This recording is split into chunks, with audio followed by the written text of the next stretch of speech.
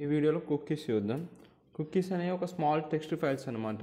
అది మన బ్రౌజింగ్ ఇన్ఫర్మేషన్ని, మన ఐడెంటిటీ ఇన్ఫర్మేషన్ని అంతా గుర్తుపెట్టుకుంటుంది, మన యాక్షన్స్ అన్నిటిని. అర్థమైందా? అందుకే ఇప్పుడు నువ్వు వెబ్సైట్ ఓపెన్ చేసినా accept all cookies, reject all cookies అని ఒక పాపప్ ఓపెన్ చేస్తుంది. అవే కుకీస్ అంటే. నువ్వు యాక్సెప్ట్ పెట్టినావు అది ఒక స్మాల్ టెక్స్ట్ ఫైల్స్ అనమాట. నీ యాక్షన్స్ని, నీ ఐడెంటిటీని, నువ్వు బ్రౌజింగ్ చేసే ఇన్ఫర్మేషన్ మొత్తం అలా స్టోర్ అయిపోతుంది అనమాట.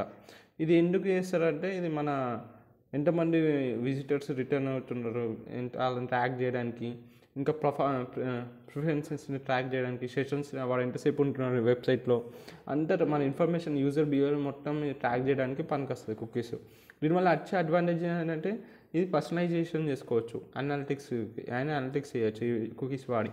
ఇంకా లిమిటేషన్స్ వచ్చేసరికి ఇప్పుడు ఈ కుకీస్ అనేది అన్ని డివైజెస్లో పనిచేయదు. ల్యాప్టాప్లో కానీ ఫోన్లలో, ట్యాబ్స్లో, కొన్ని డివైజెస్లో, అన్ని డివైజెస్లో పనిచేయదు అనమాట కుకీస్.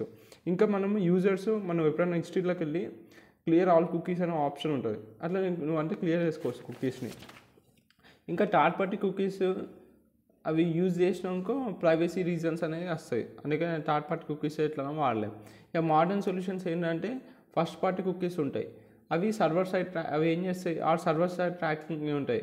అవి మనం బెటర్ ప్రైవసీ అండ్ అక్యురసీ అనమాట ఆ కుకీస్ వాడతాయి.